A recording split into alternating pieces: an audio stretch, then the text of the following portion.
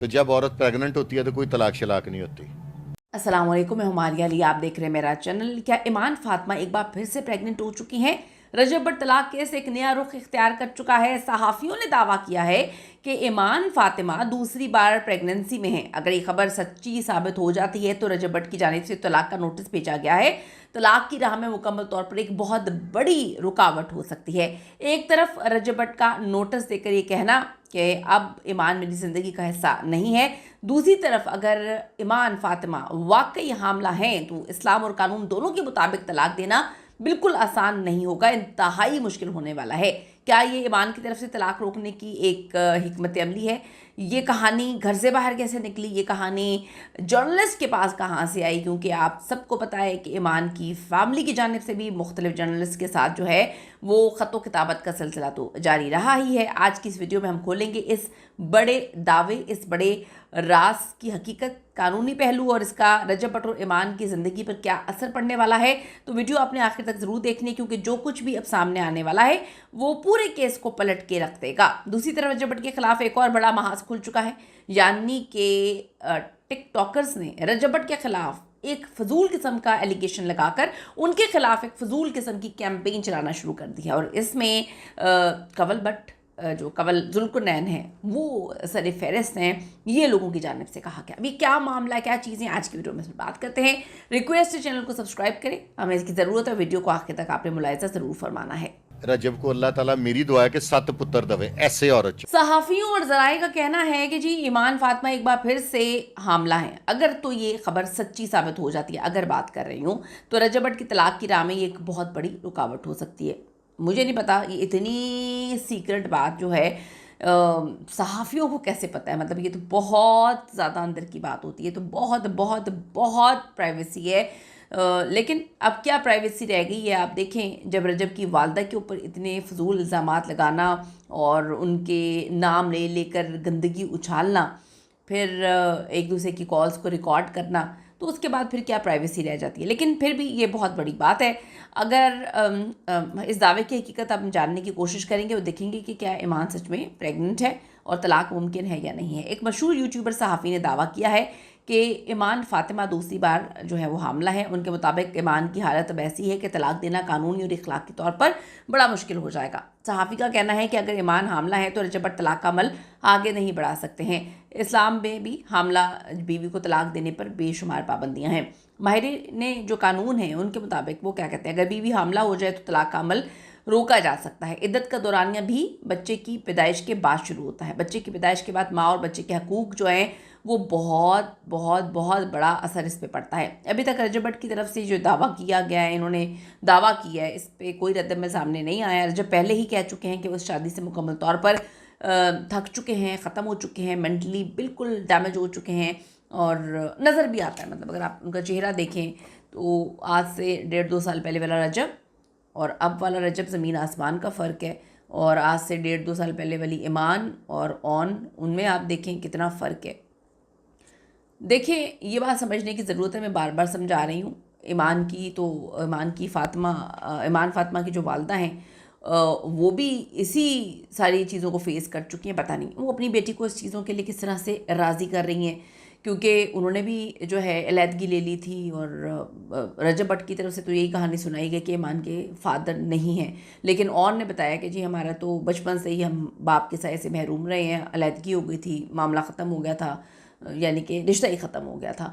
تو اب آن کے ساتھ یہ ساری سچویشن ہے، تو آپ کیوں چاہتے ہیں کہ کیوان کے ساتھ بھی یہ ہو؟ ان کی والدہ نے اپنے معاملات سے کچھ بھی نہیں سیکھا، بڑی عجیب سی بات ہے۔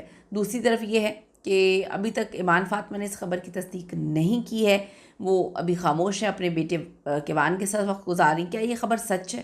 کیا آپ کو لگتا ہے کہ جو اتنی بڑی انہوں نے بریکنگ نیوز دی ہے، ایمان کیا سچ میں حاملہ ہے، پریگننٹ ہے؟ اگر سچ ہے تو کیا رجب بٹ اس پر طلاق دے سکیں گے، یا طلاق روکنے کے لیے یہ ایک بار پھر سے ایمان کی فیملی کی جانب سے حکمت عملی اپنائی گئی ہے، یا رپورٹرز، میں اب کیا بولوں، کوئی صحافی اتنی بڑی بات کر رہا ہے اور بیٹھ کے پوری دنیا کے سامنے کر رہا ہے، تو اس پر میں اب کیا انگلی اٹھاؤں؟ دوسری طرف رجب بٹ کے خلاف ایک نیا محاذ کھول لیا گیا ہے۔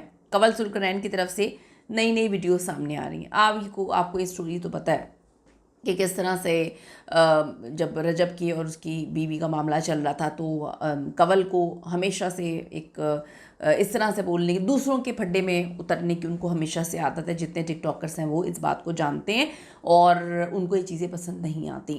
یہی ہوا، بھائی کا بھی بنایا ہوا تھا، بھائی کا عزت رکھ لیتے، مان رکھ لیتے، بھائی کو کال کر کے پوچھ لیتے، سب بھائی کو برا بھلا کہہ رہے ہیں تو انہوں نے بھی جو ہے وہ بیچ میں بلا وجہ آ کر کہانیاں سنانا شروع کر دیں. وہ کہتے ہیں کہ لوگوں کو اپنے گھر دیکھنے چاہیے، لیکن نہیں، جہاں پہ سب چپیڑے مار رہے ہیں ہم نے کہا ہم بھی مار لیں. تو انہوں نے کچھ کہا، اب وہ لوگ کہتے ہیں زیادہ نہیں کہا، لیکن کہا تو صحیح نا.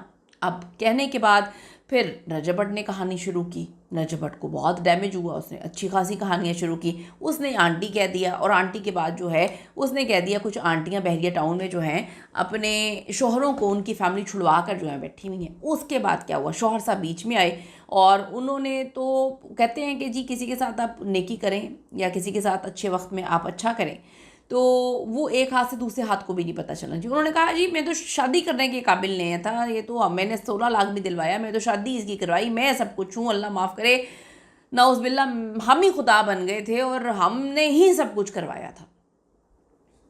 یہ ایک جنگ شروع ہوئی اور پھر یہاں سے وہاں سے تھوڑی تھوڑی جنگ شروع ہوئی.